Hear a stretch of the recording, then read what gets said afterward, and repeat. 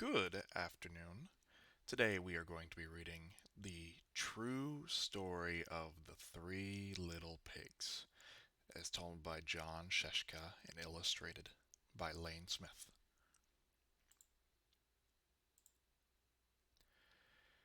Everybody knows the story of the three little pigs, or at least they think they do, but I'll let you in on a little secret. Nobody knows the real story because nobody has ever heard my side of the story.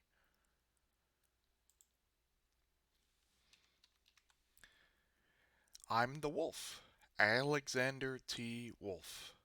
You can call me Al. I don't know how this whole big bad wolf thing got started, but it's all wrong. Maybe it's because of our diet.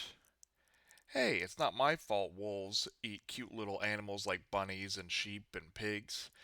That's just the way we are. If cheeseburgers were cute, folks would probably think you were big and bad too. Sneeze.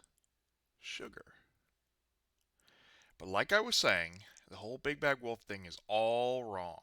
The real story is about a sneeze and a cup of sugar. This is the real story. Way back in Once Upon a Time, I was making a birthday cake for my dear old granny. I had a terrible sneezing cold. I ran out of sugar. So I walked down the street to ask my neighbor for a cup of sugar. Now, this neighbor was a pig, and he wasn't too bright either. He had built his whole house out of straws. Can you believe it? I mean, who in the right mind would build a house of straw? So, of course, the minute I knocked on the door, it fell right in. I didn't want to walk into somebody else's house, so I called, Little pig, are you in? No answer. I was just about to go home without the cup of sugar for my dear old granny's birthday cake. That's when my nose started to itch. I felt a sneeze coming on. When I hurled, when I huffed, and I stuffed, and I sneezed a great sneeze.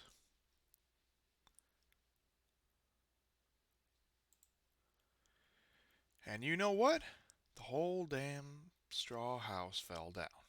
And right in the middle of the pile was the first little pig, dead as a doornail.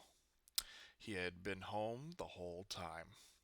It seemed like a shame to leave a perfectly good ham dinner lying there in the straw, so I ate it up. Think of it as a big cheeseburger just lying there.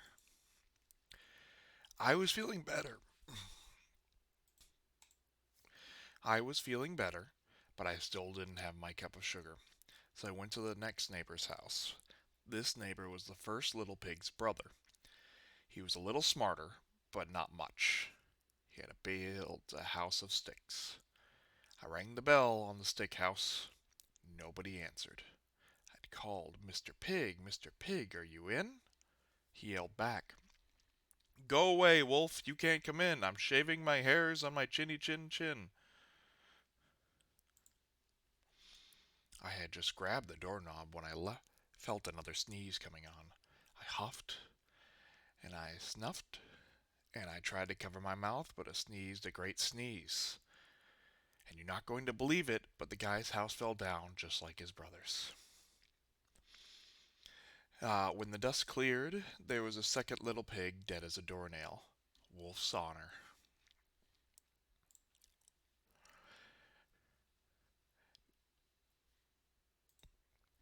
Now you know food will spoil if you just leave it out in the open. So I did the only thing there was to do. I had dinner again. Think of it as a second helping. I was getting awfully full, but my cold was feeling a little better. I still didn't have that cup of sugar for my dear old granny's birthday cake.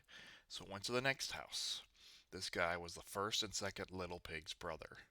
He must have been the brains of the family. He had built his house of bricks.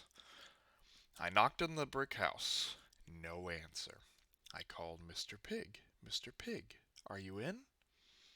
And do you know what that rude little porker answered? Get out of here, wolf. Don't bother me again. Talk about impolite. He probably had a whole sack full of sugar, and he wouldn't give me one little cup for my dear sweet old granny's birthday cake. What a pig. I was just about to go home and maybe make a nice birthday cake card instead of a cake when I felt my cold coming on. I huffed and I snuffed and I sneezed once again. Then the third little pig yelled, and your old granny can sit on a pin. Now, I'm usually pretty calm fellow, but somebody talked about my granny like that. I go a little crazy. When the cops drove up, of course I was trying to break down the pig's door, and the whole time I was huffing and puffing and sneezing and make a real scene. The rest is, as they say, is history. The news reporters found out about the two pigs I had for dinner.